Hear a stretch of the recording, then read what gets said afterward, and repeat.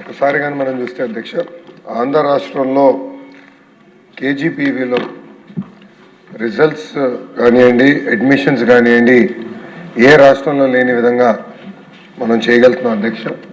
Results కూడా చూస్తే గడిచిన 2-3 సంవత్సరాలు రిజల్ట్స్ మనం ఇంప్రూవ్ చేసుకున్నాం. ఇతర రాష్ట్రాల్లో కేజీబీవీలో అడ్మిషన్స్ జరగట్లేదు అధ్యక్ష, కానీ ఆంధ్ర రాష్ట్రంలో పోటీతో ఈరోజు అక్కడ అడ్మిషన్స్ జరుగుతున్న విషయం మనందరం చూస్తాం జరుగుతుంది అధ్యక్ష. ఇప్పుడు కేజీబీవీ కార్యక్రమం అనేది, ఈ ప్రోగ్రామ్ అనేది సెంట్రలీ స్పాన్సర్డ్ స్కీమ్. అంటే 60% కేంద్ర ప్రభుత్వం నిధులిస్తే 40% ఆంధ్ర రాష్ట్ర ప్రభుత్వం నిధులిస్తుంది అధ్యక్ష. సో మనం ఒక నిర్ణయం తీసుకోవాలన్నా, జీతాలు పెంచాలన్నా కేంద్ర ప్రభుత్వం ఇచ్చే బడ్జెట్ కూడా పెంచాల్సిన అవసరం ఉంది.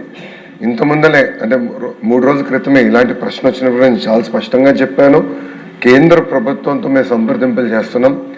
మాకు అవుట్లే పెంచమని నేను ఆల్రెడీ వాళ్ళని కోరటం కూడా జరిగింది. దానికి అనుకూలంగా మంత్రి గారు కూడా స్పందించారు అధ్యక్ష. గతంలో అన్నట్టు ఇప్పుడు ఎంటీఎస్ అనేది పెద్దలందరూ కోరారు. దానికి కేంద్ర ప్రభుత్వం కూడా ఒప్పుకోవాల్సిన అవసరం ఉంది. సుమారుగా 11,000 మంది ఈ వ్యవస్థలో పనిచేస్తాం జరుగుతుంది అధ్యక్ష. ఇది 11,000 మందికి సంబంధించిన విషయం. ఇది ఒకరికో ఒక 500 మందికి సంబంధించిన విషయం కాదు.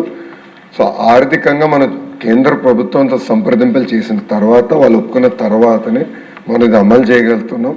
ఈ మ్యాటర్ ఆల్రెడీ హైకోర్టులో సబ్జుడిస్ అధ్యక్ష, హైకోర్టులో ఈ పిటిషన్ కూడా ఇప్పుడు వాళ్ళు పిలుస్తాం జరుగుతుంది. అక్కడ పిటిషన్ని రివ్యూ చేస్తాం కూడా జరుగుతుంది అధ్యక్ష.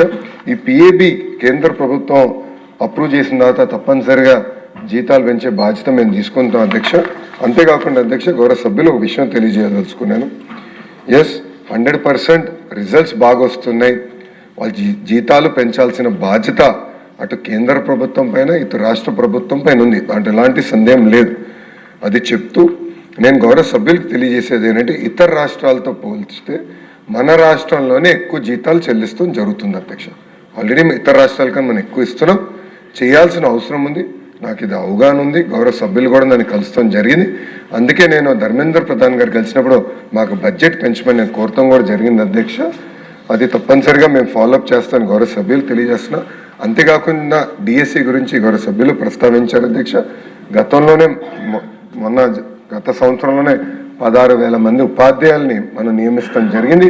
ఈ సంవత్సరం ఉగాది నాటికి మెగా జాబ్ క్యాలెండర్ ఇవ్వాలన్న లక్ష్యంతో మేము అందరం పనిచేస్తున్నాం.